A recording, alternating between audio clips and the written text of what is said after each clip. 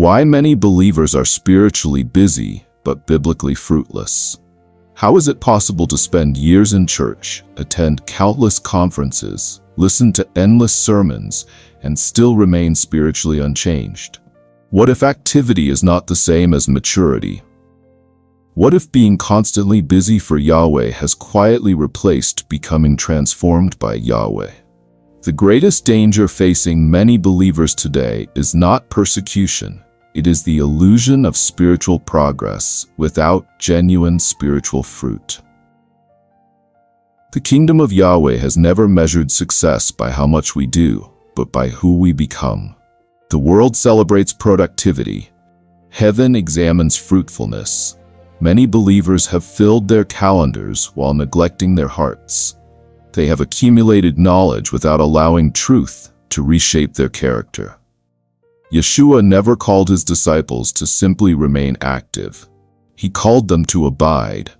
Before there can be lasting fruit, there must first be deep roots. Today we uncover why spiritual busyness can become one of the greatest distractions from authentic transformation. One of the defining characteristics of modern society is constant activity. People are always moving, always responding, always producing, always consuming information. This same mindset has quietly entered the lives of many believers. Spiritual life becomes another schedule to maintain, another checklist to complete, another series of religious obligations. Read another book, watch another sermon, join another ministry, attend another meeting, serve another event. None of these activities are wrong. In fact, they can be deeply beneficial. The danger appears when activity becomes a substitute for intimacy. A believer can know many scriptures without allowing scripture to know them. A person can teach truth without being transformed by truth. Knowledge alone does not guarantee maturity. The Pharisees knew the scriptures remarkably well, yet when the living word stood before them, many failed to recognize him. Information had exceeded transformation. This remains one of the greatest dangers today. The kingdom does not simply ask, "What have you learned?" It asks, "Who are you becoming?"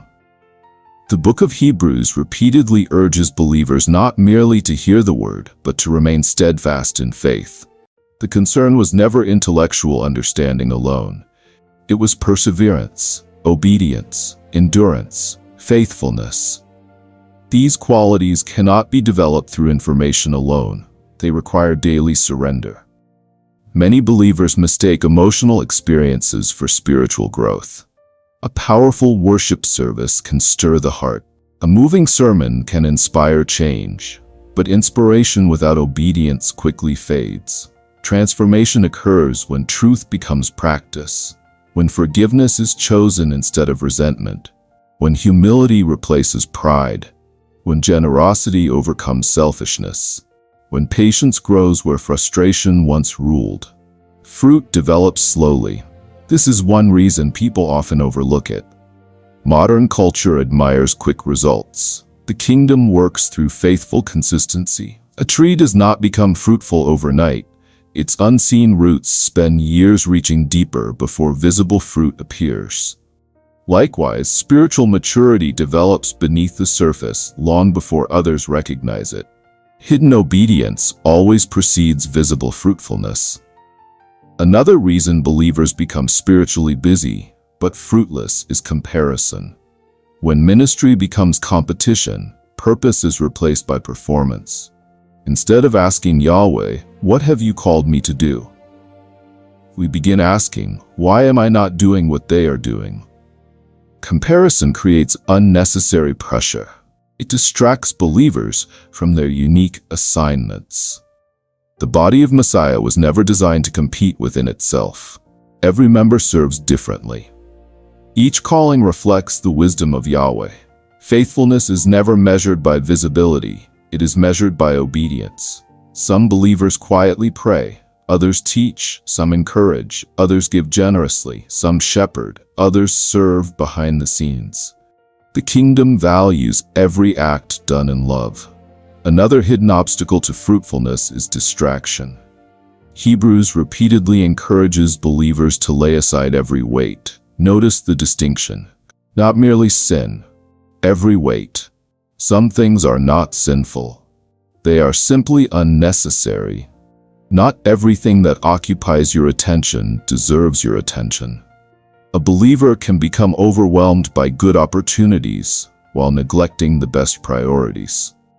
Even ministry itself can become a distraction if it replaces communion with Yahweh. Yeshua often withdrew from crowds. He stepped away from demands. He sought quiet places. If the Son of Yahweh prioritized solitude with the Father, how much more should his followers? Fruitfulness grows from abiding, not striving, not proving, not performing, abiding.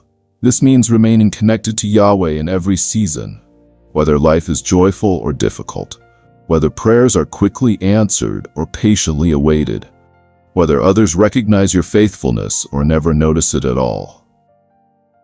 The truly fruitful believer serves because they love Yahweh, not because they seek recognition. They obey because truth has captured their heart. They endure because their hope rests beyond temporary circumstances. The book of Hebrews calls believers to run with endurance the race set before them.